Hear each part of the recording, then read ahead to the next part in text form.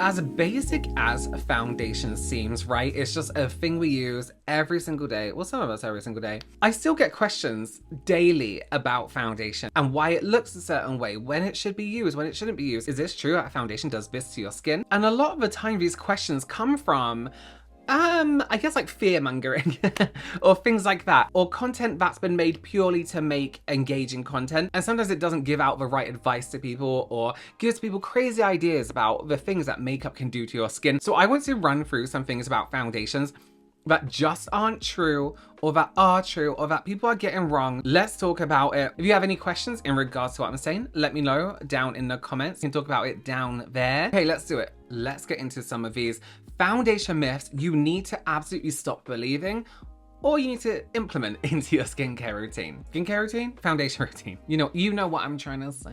Let's bust these myths. Clicking like this. This is probably the one that gets to me the most because it's not true, but a lot of people say it for some reason. Even like dermatologists say it, and it's absolutely not right. Makeup clogs your pores. Incorrect. It's probably the most common myth out there, right? Many people think wearing foundation daily is gonna clog your pores. Truth is, most modern foundations anyway are non-comedogenic, which basically means it won't sit in your pores or clog them up. Some people don't really agree with a non-comedogenic thing.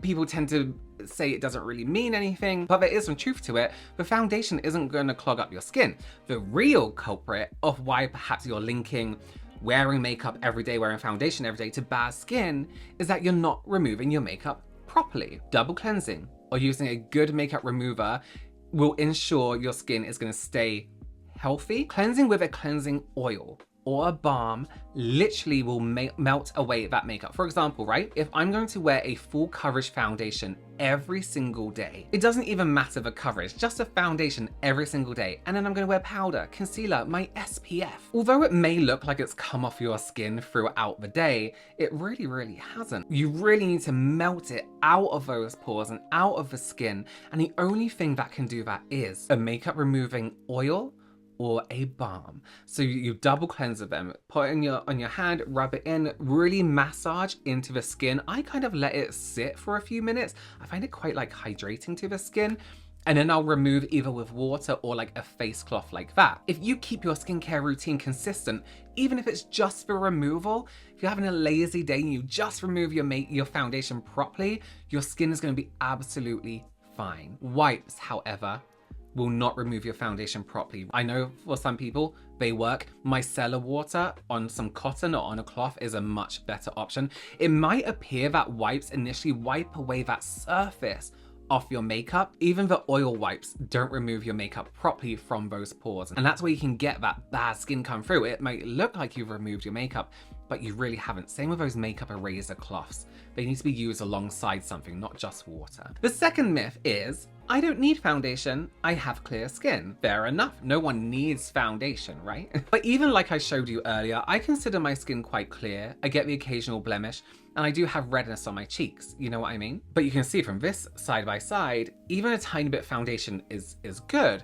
As I said, no one needs foundation, no one needs anything. Well, you need food and water, but no one needs cosmetics really, but it's nice, right? People often assume foundation is just for covering blemishes. You have acne, you have dark spots, you must need foundation. That's not really the truth. Foundation isn't just for coverage, it's about evening out your skin tone, giving your face a more polished look, and even adding extra benefits like hydration, like skincare that you can get in cushions like this one from Parnell. We all have some kind of slight discoloration or redness, right? Or on deeper skin tones, maybe certain areas in your skin are a little bit deeper. So even if it appears you have perfect skin when you look in the mirror with nothing on, you really do, we don't need foundation. But if you want your skin tone to be more even, completely even the smallest amount of foundation goes a long way. A BB cream, something like that, something just tinted, can also help to protect your skin throughout the day. Myth 3, foundation always looks heavy and cakey.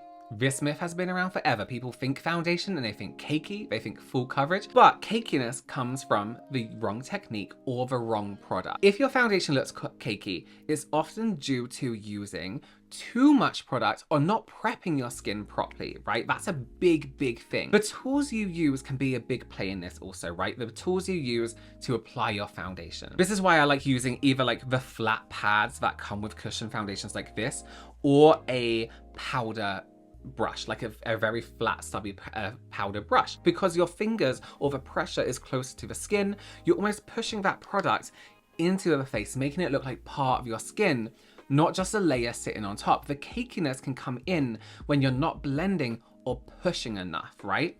Now you can use any kind of foundation, let's get back to that. Any kind of coverage, any kind of texture. Even full coverage foundation won't look cakey if you use the right application method. And this reminds me, full coverage doesn't mean use a shitload of foundation. A common mistake with a foundation is ignoring what coverage it is. We see a foundation online that somebody else likes, we ignore the coverage because we're going to apply as much as we do anyway. Are you perhaps trying to build up a lightweight coverage foundation? The cakiness can occur when that foundation is trying to like say, oh my god, I'm not this person, I'm not a full coverage, I can't reach that level, and it's kind of finding it hard to sit on itself. You then get that cakiness where the foundation is trying to come out, where the foundation can't grip to anything anymore. Foundation needs to grip to your skin to look real, you know what I mean? Are you using too much full coverage foundation? Those are made to be denser in coverage, full coverage, right? So you don't need to apply loads. You need the smallest amount because it's full coverage, it's more camouflaging. So that not only needs to be buffed into the skin, worked into the skin really, really well with a really good tool, but it also needs to be built up bit by bit, unless you're very familiar with the coverage you need. When you are looking at a foundation, and I'm guilty of this too, bear in mind the coverage it's made to give you. Some foundations aren't made to be full coverage. Some foundations perhaps aren't made to be a light coverage, you know what I mean? How are you prepping your skin? Are you over prepping? Are you using too much skincare that your skin's rejecting that skincare and leaving a layer on top? Your foundation can't grip. There's so many things. So bear in mind whatever product you're using, the skincare, the foundation, what has it been made to do by the brand? What is it made for, and are you using it for that purpose? Myth 4 is kind of tying into what we were talking about earlier, and that is foundation is bad for your skin. This one kind of gets me a little bit. I take it a little bit personally. It's where this like your skin breathe comes from. Oh, your skin's bad, take a day off foundation. This is so outdated. Maybe back in the day, maybe. But today, foundations are packed with skincare ingredients. Other foundations might have antioxidants to protect your skin throughout the day. Choosing the right formula for your skin type is key. If you have dry skin, go for hydrating formulas, of course. For oily skin, there are foundations that help control the shine without stripping your skin. You can use either or, it's totally up to you. Foundation has come such a long way since the old pancake, you know, grease paint makeup of yesteryear, or even the foundations we used to use in the early 2000s, right? It's more innovative. There's so much more research into it. Brands can afford to do more things with their foundations now because people buy more, people are more into beauty. Foundation isn't bad for you unless you have a reaction to it, unless you are allergic to something in it. It's not bad for your skin. That's not a thing anymore. Just be wary of what you're using. Again, is it for your skin type? Skin types exist in beauty for a reason. They're not wholly accurate in general into when it comes to skincare. You know, there's lots of things you can treat with skincare, but with foundation, they're made on a pretty basic level. Myth 5, that a lot of people I don't think do. But you only need one shade of foundation year round. Let me just tell you something, right? Skin tone changes with the seasons. Full stop. Whether it's a tan in summer, a slight tan in summer, or lighter in winter, expecting one foundation to match you kind of all year round is kind of unrealistic. Unless you live in a place that's like the weather is a constant. Personally, I have my summer shade, my winter shade, and mixing shades for somewhere in between, or a foundation that I can use in between seasons. Especially living in England, right, where we get no sun in whatever season we're in now, autumn, winter. And then we get those horrible, humid summers that are sticky, but the sun is right there. My skin does change without me even knowing it. I don't have to see a visible tan to be like, oh, actually, my foundation doesn't suit me anymore. So it is kind of important to have those winter, summer. You don't have to keep it all year round because it's going to go out of date. And you don't even have to have that summer shade. You can use a bronzer to warm up a lighter foundation, for example, or even a liquid bronzer, or you can even get those customized color dropper shades now to find the perfect tone. Here's one that really gets me. Myth 6. You should match your foundation when you're looking for a foundation match to your wrist or your hand or your forearm. No. We've all kind of been in that position where we've been swatching foundations in shops and we're kind of like looking like this. Fair enough, you might get an idea of the shade, but comparing the shade to the skin on your hand or your wrist here, which is always lighter than here, your forearm, which can pick up more color than your hands as well. Your face doesn't match every single one of those. All these are different tones. Our faces are different tones. The best places to try and match your foundation is going to be your jawline, because it's in between your neck and your face. You can get a good level. It's on your face. I personally do prefer just to take a sample home and try it on your face throughout the days. Have someone try it on you and take it away. But skin tone all around our face, our body isn't a constant, right? I saw someone recently saying that your chest should match your face as well. That's not true. Also, you're bear in mind, your face is always out in the open, depending again where you live. Your neck up is always out in the sun, always out in the daylight, even when the sun isn't bright, and your chest a lot of the time is covered up more often than it is exposed. So this is going to be a lot lighter than it is to here. Your foundation needs to match your face. And then you can play around with other products, bronzers, highlighters, white, gray, black pigment changes to work it out. Now, granted, some people are going to be a little bit lighter here and a little bit deeper around here. That's why I like to use the lighter shade over the whole face. If you start to look a little bit ashy around here, use a powder with a redness to it, a bronzer or something like that. Not as a bronzer, but to even out the skin tone, to add some warmth. So even that though is saying it's different for everyone. Match your foundation to your face, not to anywhere else. Number 7, going back to that different finishes, full coverage foundations look unnatural. This isn't true. This is again down to application method, right?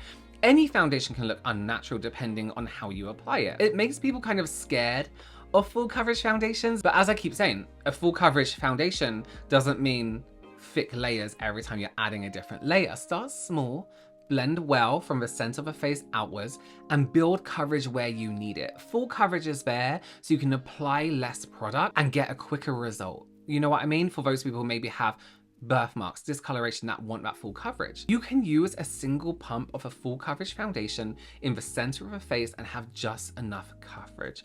Full coverage foundation doesn't mean intimidating cakiness. I can see it from a mile away. It's all about that application method. My ear's really itchy. I'm not picking my ear, I'm itching it. Okay, so myth number 8. We're on 8, right? Yeah.